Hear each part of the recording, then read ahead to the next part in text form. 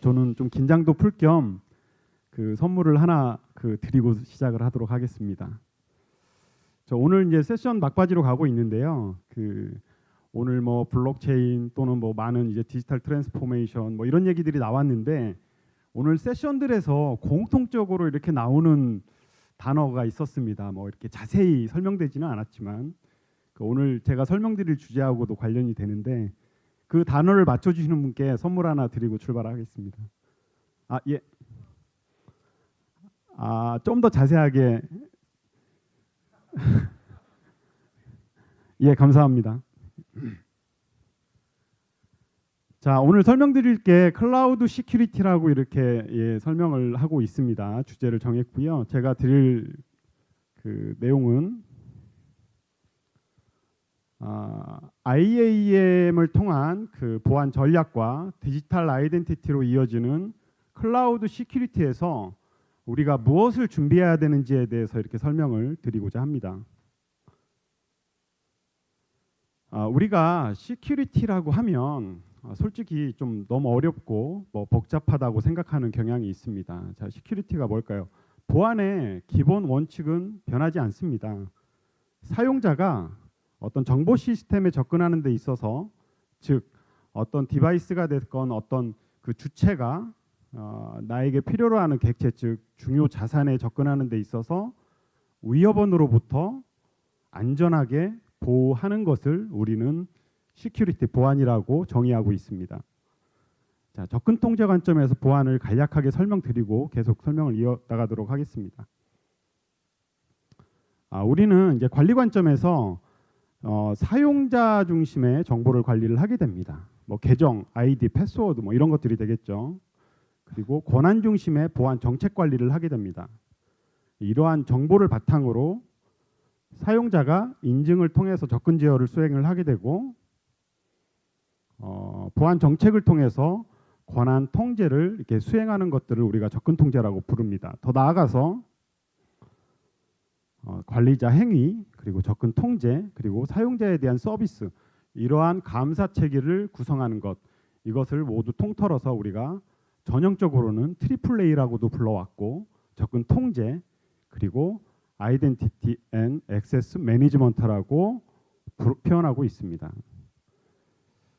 뭐 다들 잘 아시는 내용 드리겠죠.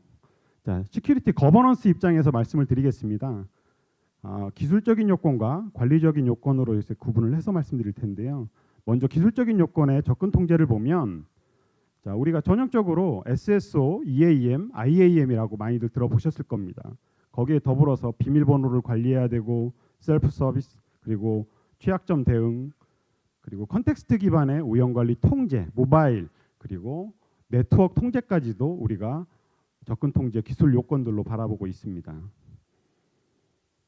또한 오디팅, 즉 감사, 관리자, 사용자, 서비스, 액세스 이런 것들에 대한 감사, 그리고 이 감사에 대한 검증, 우리가 이걸 서티피케이션이라고 부르고 있습니다. 그리고 컴플라이언스에서 중요시되는 권한 분리 정책, 그리고 지속적인 모니터링까지 우리가 접근 통제의 기술 요건들로 바라봐야 합니다.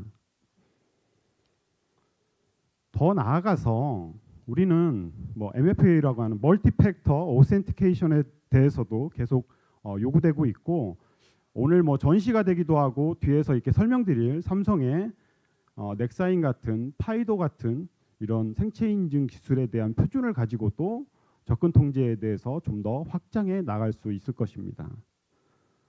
자, 추가로 관리적인 요건들을 살펴보면 법적 규제로 표현되는 컴플라이언스, 시큐리티 거버넌스, 그리고 운영 관리적인 보안, 그리고 디지털 트랜스포메이션이라고 이렇게 명칭되는 그런 변화 관리에 대한 대응들도 우리가 IAM 요건의 그 관리적인 요건으로 반드시 고려를 해야 됩니다. 우리 특히 이제 한국에서 지금까지 컴플라이언스를 얘기를 하면 강제적 규제를 굉장히 강조해 왔습니다. 하지만 우리가 이제 많은 일련의 보안 사고라든가 이슈들로 이렇게 학습해 오면서 이러한 시큐리티 거버넌스가 매우 중요하다라는 것을 이제 최근에서야 더욱더 강조되고 있는 게 사실입니다. 자, 우리가 보완을 한다라는 것. 기존에 솔직히 말씀드리면 조직에서 보안 담당자가 일부분 그 컴플라이언스적인 측면, 그러니까 법적 규제만을 지켜서 뭐 책임을 회피한다라는 이런 얘기들도 뭐 많이 들릴 정도로 우리나라는 그 이런 컴플라이언스의 그 강제 규제 관점에서만 이렇게 좀 강조했던 것이 사실이지만, 자, 이제는 이런 시큐리티 거버넌스 입장에서, 즉 좀 더 구체적으로 말씀을 드리면 경영진의 적극적인 참여, 그리고 경영 전략에서의 GRC 관점에서 보안 전략을 반드시 포함시키고 그에 따르는 그 조직 문화에 맞는 정보보호 관리 체계를 구축하고 유지하는 것을 우리가 시큐리티 거버넌스라고 부를 수 있을 것입니다.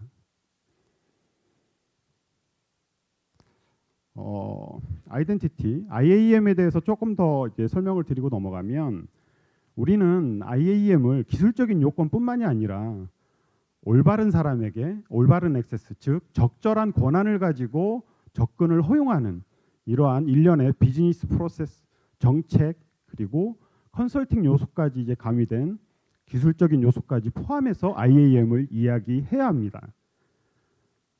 이 중간에 나와 있는 것들은 이제 오라클에서 얘기하는 IAM 영역들인데요. 아이덴티티 거버넌스, 액세스 매니지먼트, 그리고 통합 디렉토리 서비스, 이렇게 온프라미스에서 얘기하던 이런 IAM 영역뿐만이 아니라 API 플랫폼에 대한 시큐리티, 그리고 클라우드 영역에서의 아이덴티티 매니지먼트까지 포함을 해서 IAM을 얘기해야 합니다.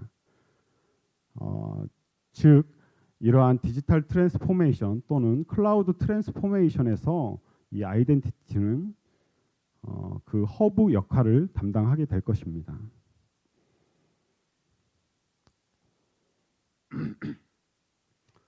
앞서 이제 블록체인 세션에서도 디지털 아이덴티티라는 표현이 나오기는 했는데요.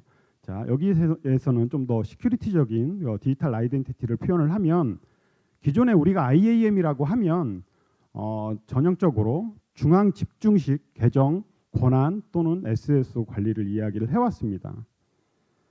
하지만 이제 최근에는 또는 현재는 컴플라이언스를 포함한 거버넌스 관점에서, 즉 계정 권한 라이프 사이클 관리, 그리고 지속적인 감사 및 모니터링 체계, 그리고 표준화된 기술을 통한 확장 연계, 그리고 OS, DB 이런 시스템뿐만이 아니라 어플리케이션까지 모두 포괄할 수 있는 IAM 거버넌스 입장으로 바라봐야 한다라는 것입니다.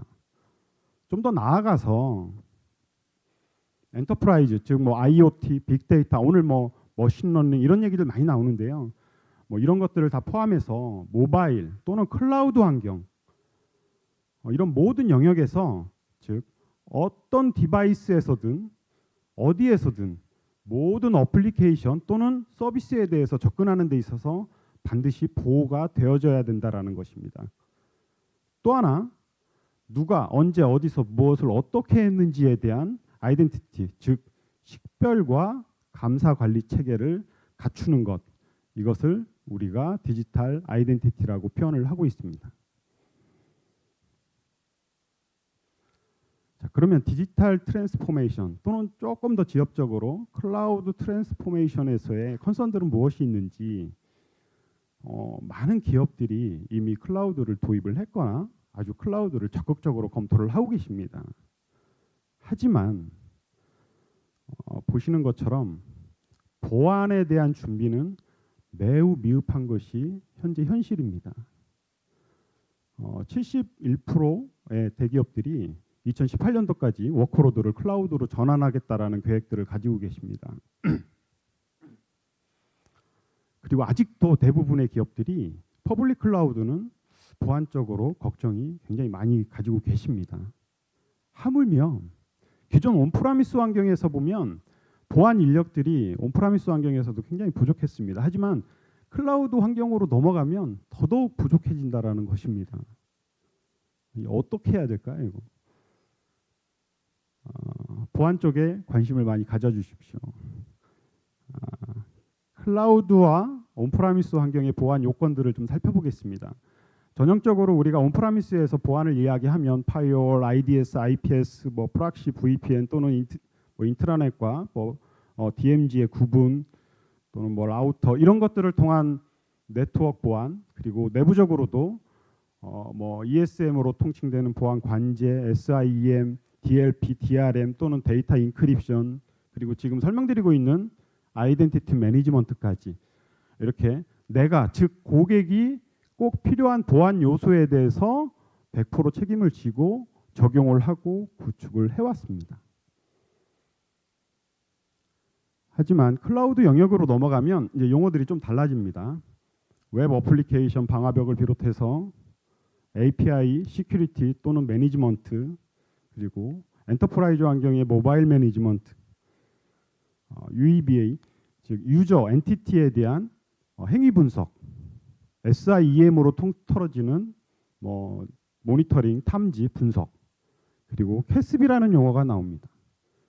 CASB에 대해서 좀 더 익숙해지셨을지 모르겠습니다. 근데 이제 클라우드를 얘기하면 CASB는 이제 자동적으로 따라가야 되는 보안 장치로 누구나 이제 일반적인 용어로 쓰이게 될 것입니다. 자, 저 CASB에는 머신러닝 기술도 쓰이고 있습니다.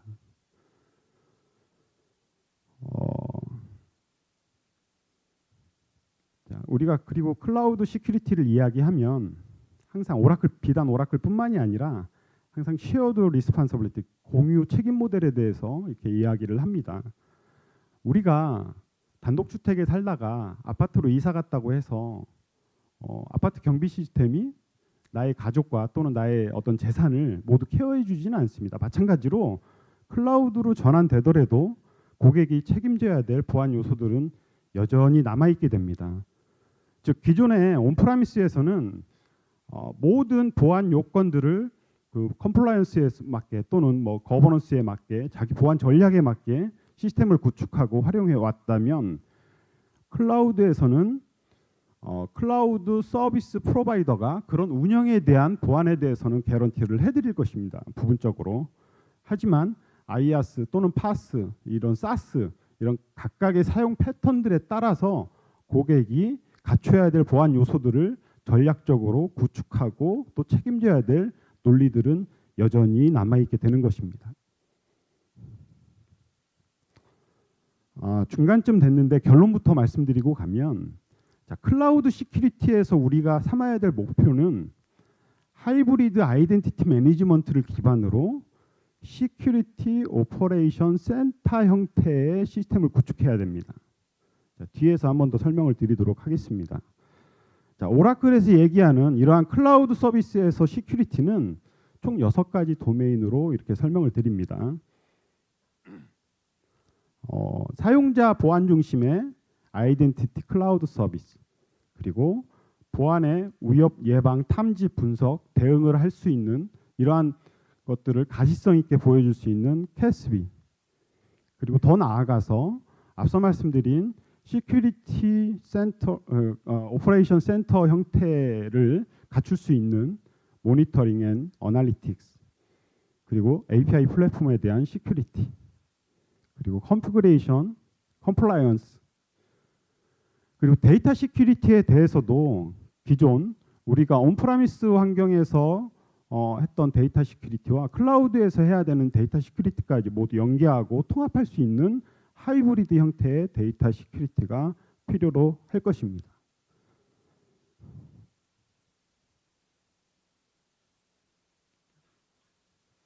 자, 오늘 이 6가지 도메인을 모두 설명드리지는 못하겠지만 IDCS와 CASB에 대해서 간략하게 이렇게 설명을 하고 넘어가도록 하겠습니다. 먼저 아이덴티티 클라우드 서비스라고 하는 IDCS입니다. 옆에 보시는 것처럼 계정관리, 인증 서비스, 포털 서비스, 그리고 확장을 할 수 있는 하나의 시나리오를 한번 가정해 보겠습니다. 나는 영업관리 또는 뭐 일정관리라든가 이런 것들이 필요해서 세일즈포스닷컴이나 또는 뭐 워크데이 같은 클라우드를 도입을 했습니다. 또는 인사관리를 하기 위해서 오라클에 HCM을 도입을 했습니다. 뭐 클라우드 서비스들을 여러 가지 도입을 하기 시작했습니다. 클라우드 서비스를 이용한다라는 것 자체가 사용자 관리가 되어져야 될 것이고 접속하기 위해서는 또 인증 서비스가 되어져야 될 것입니다. 그런데 나는 기존의 액티브 디렉토리, 온프라미스에 있는 액티브 디렉토리를 가지고 사용자 관리를 하고 인증 서비스를 받고 싶습니다. 계속 가정입니다. 더 나아가서 우리 조직은 액티브 디렉토리가 국내 사용자, 해외 사용자로 구분이 돼서 데이터 센터가 한국에도 있고 미국에도 있고 뭐 유럽, 일본, 중국에도 있습니다. 어떻게 해야 될까요? 하나하나의 클라우드 서비스가 이러한 온프레미스에 있는 액티브 디렉토리에 연계할 수 있습니다. 하나하나 다 할 수는 없을 것입니다. 이런 것들을 통합적으로 인증하는, 즉 페더레이션하는 이러한 서비스를 우리가 IDCS라고 이야기할 수가 있습니다. 몇 가지 기능들에 대해서 순차적으로 설명을 드리겠습니다. 먼저 통합 계정 관리 부분입니다. 앞서 말씀드린 것처럼 액티브 디렉토리 또는 LDAP, 기존에 뭐 오라클 아이덴티티 매니지먼트 같은 뭐 이런 것들로 계정 관리라든가 사용자 관리를 온프라미스 환경에서 하고 있다면 클라우드 환경으로 전환되면서 그러한 사용자 관리들을 어떻게 싱크시킬 것이냐, 사용자 정보라든가 그룹 정보들을 어떻게 싱크시킬 것이냐, 또는 내가 클라우드 환경에 대한 내 정보를 어떻게 등록할 것이냐, 그리고 관리자는 이러한 사용자 정보, 그룹 정보, 정책 정보들을 어떻게 관리할 것이냐, 그리고 이 IDCS가 또한 각각의 클라우드 서비스들로 이제 사용자 정보를 자동 프로비저닝까지 하는 기능들을 담당하게 될 것입니다. 두 번째로 인증 서비스입니다. 뭐 워낙 잘 알고 계실 겁니다. 오센티케이션, 인증을 한다. 아이디하고 패스워드로 인증을 한다. 그리고 SSO를 한다. 그런 역할을 온프라미스와 클라우드 영역에 통합 인증 서비스를 해줄 수 있는 것이 IDCS입니다. 좌측에 이제 온프라미스 영역이 조금 바뀌었습니다.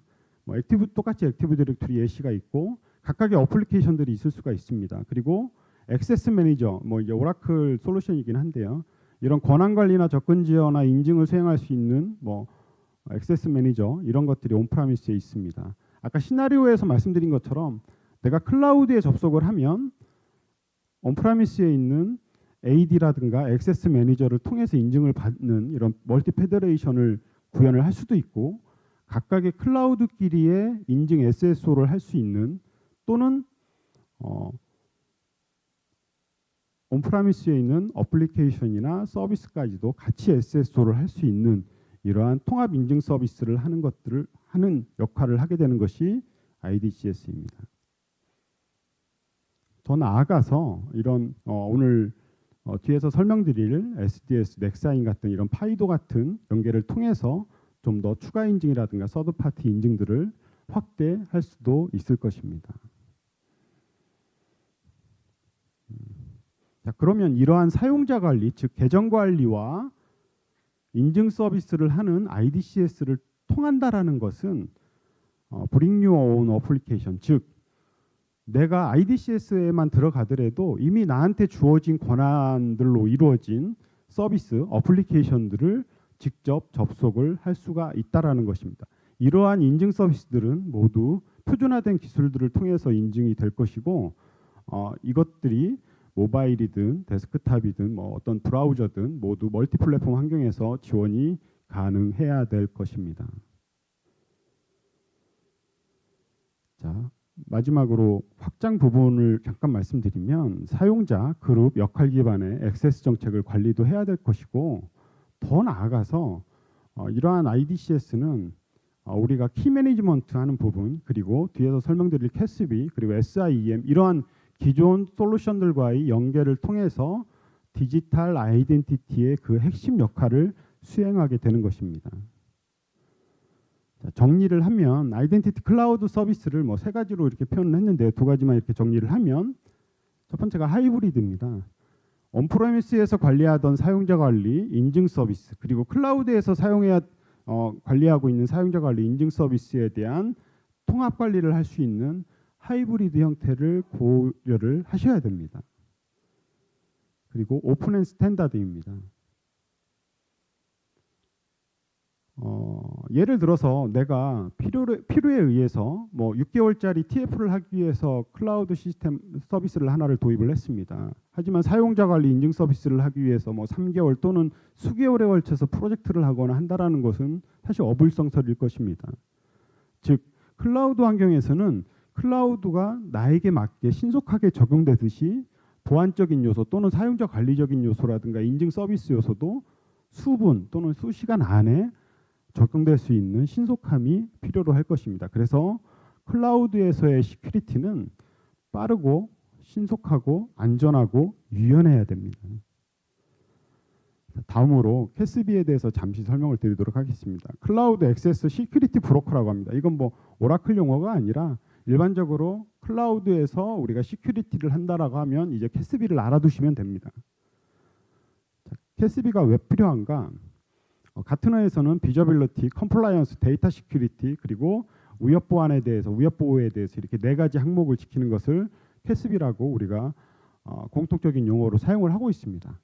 오라클 제품명은 캐스비 클라우드 서비스입니다. 왜 필요하냐? 누가 어떤 어플리케이션 또는 서비스에 접근하는가? 승인되지 않은 어플리케이션에 접근하지는 않는가? 관리되지 않는 사용자는 무엇을 하고 있는지? 개발 운영 그리고 접근 키는 규정에 맞게 준수를 하고 있는지, 과도한 특권 즉 적절한 권한은 주어졌는지, 또는 데이터에 대한 공개 여부, 업로드, 다운로드 이런 것까지 책임, 보안에 대한 취약점 그리고 위험한 사용자를 어떻게 차단할 것인지, 위험한 앱이나 서비스를 얼마만큼 자동화되게 차단하고 관리할 수 있을 것인지에 대한 요건들을 만족시키는 것을 캐스비 서비스라고 할 수가 있습니다. 자, 그 기능들을 살펴보면 캐스비의 역할은 클라우드 서비스에서 보안 위협에 대한 지속적인 탐지를 할 수가 있어야 됩니다. 그리고 두 번째로 유저, 데이터, 컨텐츠 그리고 어플리케이션 또는 컨피그레이션에 대한 세팅들 그리고 인프라에 대한 자동화된 제어를 수행을 할 수가 있어야 됩니다. 자, 사람이 하는 게 아니라 시스템적으로 자동화할 수 있어야 됩니다. 그리고 컴플라이언스 위험을 식별하는 사용자 활동 및 보안 구성의 지속적인 모니터링이 가능해야 합니다. 그리고 기존에 앞서 말씀드린 아이덴티티 관리를 하는 클라우드 서비스 등과 연계를 통해서 어떤 사고에 대해서 자동화된 조정이나 대응을 할 수 있는 기능들을 가진 것을 우리가 캐스비라고 합니다. 오라클뿐만이 아니라 다른 데도 이런 캐스비 서비스를 하는 곳들이 있기도 합니다. 자, 이러한 IDCS, 캐스비 또는 아까 6가지 도메인을 간략하게만 설명을 드렸는데요. 이런 것들을 통해서 우리가 클라우드 시큐리티의 궁극적인 목적은 즉 데이터, 컨텐츠에 대한 보안을 하고 있는 이런 캐스비 클라우드 서비스 그리고 사용자 중심의 보안, 아이덴티티 클라우드 서비스 그리고 컨피그레이션이나 컴플라이언스 영역에 대한 클라우드 서비스를 모두 포괄해서 시큐리티에 대한 지속적인 모니터링과 분석을 할 수 있는 전반적인 클라우드 서비스까지 모두 포함을 해서 이러한 오퍼레이션 센터 중심의 포괄적인 보안 프로세스를 관리하고 관리하고 모니터링할 수 있는 시스템 구축을 우리가 클라우드 시큐리티에서의 궁극적인 목표로 가져가야 된다라는 것입니다. 맨 왼쪽 위에 보면 GDPR이라는 게 나옵니다. 이게 2018년도부터 시행되는 유럽의 개인정보보호법입니다. 좀 강력하게 이제 시행이 될 것입니다. 클라우드 시큐리티, 오늘 설명드린 클라우드 시큐리티, SSO 또는 사용자 구분에 따른 아이덴티티 관리, 그리고 어센티케이션 인증, 멀티팩터, 어답티브, 패스워드 리스, 그리고 우리가 IaaS 환경이든 OS나 DB 환경이든 프리빌리지 어카운트 매니지먼트라든가 또는 억세스 오디팅에 대한 서티피케이션 또는 API 시큐리티 매니지먼트 그리고 자동화된 프로비저닝 이런 많은 요건들을 우리가 클라우드 환경에서 보안적인 요소로 생각을 하셔야 됩니다. 자, 쭉 이렇게 설명을 해왔는데요. 오늘 마지막으로 한 가지 강조드리고 싶은 거는 앞에서도 말씀드렸다시피 이런 많은 보안 영역들에 대해서 그 기업 문화에 맞는 보안 전략을 수립해서 지속적으로 관리할 수 있는 보안 전략 체계를 가져가야 된다라는 것을 강조드리면서 제 설명은 마치고요. 이어서 그 바이오메트릭 시큐리티에 대해서 SDS 박희진 수석님께서 이어서 설명을 드리도록 하겠습니다. 예, 감사합니다.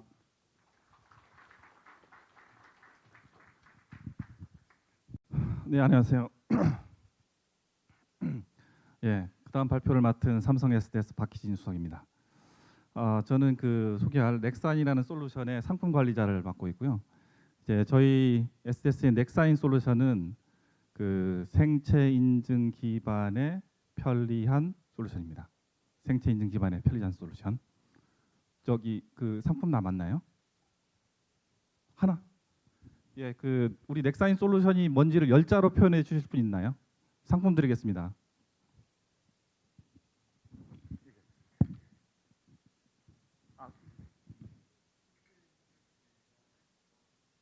땡입니다. 네.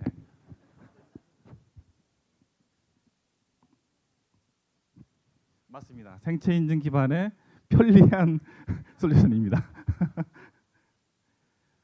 앞에 제 오라클의 유 부장님이 오라클 IAM, 클라우드 뭐 이런 걸 얘기하셨는데요. 저희는 이 뒷단에 IAM 단에 들어가기 전에 어떻게 사용자 인증을 해서 결합되면은 고객한테 많은 편리함을 줄 수 있을까, 어떻게 하면 줄까 하는 거를 설명드릴 거고요. 근데 이제 지금 정해진 시간이 대략 저한테 한 10분 정도 있네요. 10분 안에 퀵하게 압축해서 설명드리도록 하겠습니다. 사용자 인증이라고 했는데 앞에도 그럼 사용자 인증이 과연 무엇이고 왜 필요한가 좀 생각해 봐야 되겠습니다. 사용자 인증이라는 것은 뭐냐? 알고 있지 않습니까? 우리 사인하는 거. 계약서에다가 서명을 하면 법적인 효력을 갖습니다.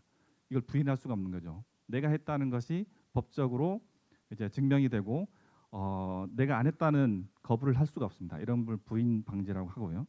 온라인에서도 그렇게 하죠. 이제 공인인증서를 통해서 합니다. 공인인증서를 통해서 하게 되면 법적으로 효력을 발생하게 됩니다.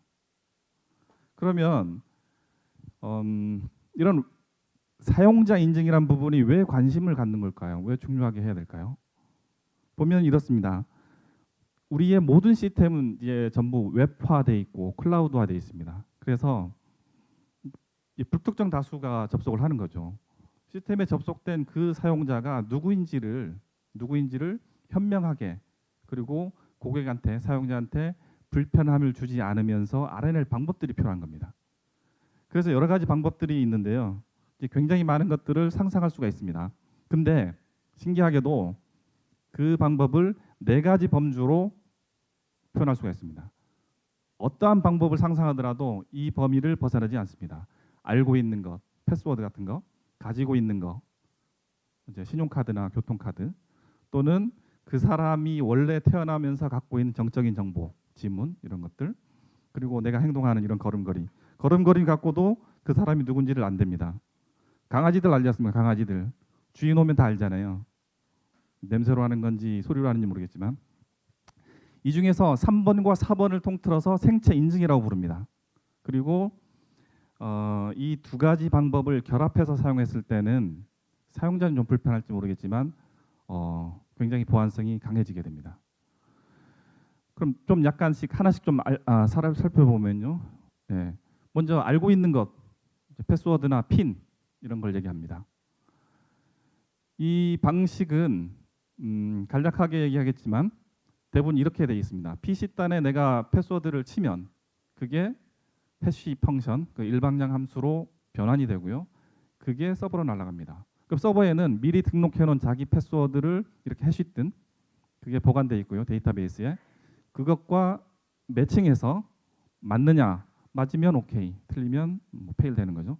이렇게 하는 방식을 씁니다. 이게 굉장히 간단하고요. 모든 시스템들이 다 ID 패스워드 방식입니다. 그래서 이 방식을 어떻게 하면 좀 편리하게 사용자 편리하게끔 하는 것들이 사용자 인증의 사실은 핵심이고요. 또 왜 ID 패스워드를 좀 계산해 하고자 할까? 잘 잊어버리잖아요. 그런데 우리가 한 40개 정도 시스템을 쓰는데 다 잊어버리니까 저도 한 2개를 가지고 패턴을 가지고 왔다 갔다 합니다. 근데 그렇게 하게 되면은 좀 이상한 사이트가 한 군데 뚫리게 되면 진짜 중요한 사이트도 다 뚫리게 되는 거죠. 그리고 모바일로 운전하면서 한 손으로 할 수가 없잖아요. 뭐 잘 하시는 분도 있겠지만. 그리고 브루포스 어택으로 해서 이제 한 6자리 알파벳, 소문자, 대문자 그리고 그 이제 숫자 이렇게 했을 때는 대략 한 6시간 정도면 다 뚫립니다. 그래서 8자리 이상 정도로 해야 되는데 8자리 이상 되게 되면 또 잊어버리기 쉽고 이런 게 반복되게 되는 거죠. 그다음에 what you have. 그다음 가지고 있는 것을 가지고 하는 건데 이제 교통카드나 신용카드 이런 부분들인데 교통카드는 이제 대칭키 기반이고 신용카드는 주로 공개키 기반을 하고 있습니다. 즉 시스템에서 현재의 시스템에서 what you have, something you have에 해당되는 부분들은 다 어떤 공통점을 갖고 있느냐면 그 내부에 암호화 키가 들어있고 그 암호화 키는 그 가지고 있는 거에서 벗어날 수 없다라는 가정하에서 그 암호화 키를 갖고 있으면 그 사람이다 인정해 주는 겁니다. 그래서 그 카드 내부에서는 이렇게 동작을 하는데 이제 문제는 이게 잊어버렸을 때는 대책이 없는 거죠. 잊어버렸으면. 그리고 이 저장된 장소가 신용카드 같은 경우는 EMV 카드인 경우는 스마트 카드 칩에 의해서 안전하게 보관됐다 보장이 되지만 그래서 USB에다가 담았다 뭐 이런 건 안 되는 거죠. 복제 가능성이 있는 겁니다. 그래서 이제 인증 방법으로 이제 사용자들의 원래 갖고 있는 것들 그리고 어떤 비헤이비얼 이런 거를 가지고 인증하는 걸 이제 생체 인증이라고 하고요. 앞에 얘기했던 노나 해부하고 이 생체 인증하고 기술적으로 가장 틀린 점 뭐냐면 앞부분은 뭐 아니면 돕니다. 0% 아니면 100%입니다. 인증되건 말건 이런 거죠. 생체 인증인 경우는 확률적으로 합니다. 그래서 좀 애매하죠. 될 수도 있고 안 될 수도 있고 그렇습니다. 근데 어쨌든 이 생체 인증 기술은 굉장히 편리하고요. 뭐 지문 하나만 대면 되니까 패스워드 칠 필요 없는 겁니다. 그다음 나름 강력한 보안성을 갖고 있습니다. 그래서 계속 요즘 굉장한 그 각광을 받고 있는데요. 특히나 이제 후쿠시마 원전 그리고 이제 그 쓰나미 발생했을 때 이제 일본에서 한 건데 뭐 뭘 갖고 나올 수 없지 않습니까? 그래서 은행에 들어있는 계좌에 있는 돈들을 다 못 찾았습니다. 그래서 거기에 힌트를 넣어서 그쪽의 은행이 ATM기를 지정맥을 이용한 ATM기를 이제 내놨고 굉장히 호평을 받은 바 있습니다. 우리도 지금 이제 나오잖아요, ATM기로. 그래서 아까 지식과 소유, 특성 이렇게 나왔는데 지식과 소유 기반을 합친 그 인증 방식이 우리 공인인증서 방식입니다. 그리고 소유와 이 특성 기반을 합친 게 제가 지금 얘기 드릴 넥사인이라는 솔루션. 이게 파이도라는 얼라이언스에서 만든 그 표준 규격을 구현한 건데요. 이렇게 생체 인증을 이용하면서도 그리고 신용카드 수준의 보안을 보장하는 것이 저희 넥사인 솔루션이 되겠습니다. 이 부분을 잠깐 보면요. 이제 왜 이 넥사인 부분을 굉장히 지금 많이 쓰시고 있을 텐데요. 삼성페이 써보셨잖아요. 지문만 대면 되잖아요. 근데 이게 잘못 알고 계신 게 그게 지문 인증이다라고 생각하는데 사실은 그렇지 않습니다. 약간 다른데 뭐냐면 지문 인증을 하게 되면 그 안에 들어있는 프라이빗 키, 그 암호화 그 프라이빗 키가 있어서 그 프라이빗 키가 사인을 하고요. 서명을 하고 그 서명된 정보가 이제 서버로 날라와서 서버에서는 원래 가지고 있었던 미리 등록해놨던 공개 키에서 베리파이 과정을 거치는 이런 신용카드 방식을 가집니다. 즉, 이 로컬에 들어있는 이 생체 정보는요 절대 벗어나지 않습니다. 서버에 저장되지 않는 거죠. 지문 인증은 로컬에서만 하고요. 그 다음에 인증은 신용카드 수준의 공개 키를 이용한 이제 시큐한 인증을 하게 되는 것이 저희 넥사인이 되겠습니다. 그래서 뭐 굉장히 편리하고 보안성 아주 높은 기술이고요. 믿어주시면 되겠습니다. 여러 군데 지금 쓰이고 있는데요. 이제 실제 우리 그 삼성 사내에 그 포탈이 있습니다. 포탈에 보면 이제 모바일에서 이제 봐야 되는데요. 패스워드 안 칩니다. 지문만 되면은 인증이 되고요. 그거는 지문 인증이 아니라 아까 얘기한 것처럼 이제 서버하고 왔다 갔다 하는 그런 시큐한 인증을 하게 되고요. 그다음에 뭐 모바일 뱅킹 그런 부분들도 사용이 되고 있습니다. 이제 이러한 부분들이 과연 아까 그 앞에 오라클에서 얘기했던 부분과 어떻게 결합되는가를 생각을 해보면 이 뒷부분은 아까 그런 복잡한 그리고 좋은 그런 것들이 이루어질 겁니다. 그럼 앞단은 어떻게 할 것이냐? 사용자에 대한 부분은 그 부분을 그대로 아이디 패스워드를 치는 것이 아니라 지문 인증 또는 홍채 인증, 얼굴 인증을 통해서 굉장히 쉽게 편리하게 인증을 하고 그 뒷부분은 인증이 되고 나면 SSO 한 번 인증하면 다른 시스템에는 다시 인증할 필요가 없는 거죠. 이렇게 되는 시스템이 가능하게 되는 것입니다. 따라서 이제 저희가 주장하는 바는 이렇게 함으로써 패스워드가 없는 그래서 굉장히 편한 그리고 모바일 중심의 기업 경쟁력 그리고 뚫리지 않습니다. 예, 보안 위협을 사전에 차단해서 금융 보안 사고를 막을 수 있기 때문에 코스트 세이빙도 될 것이라고 생각하고 있습니다. 감사합니다.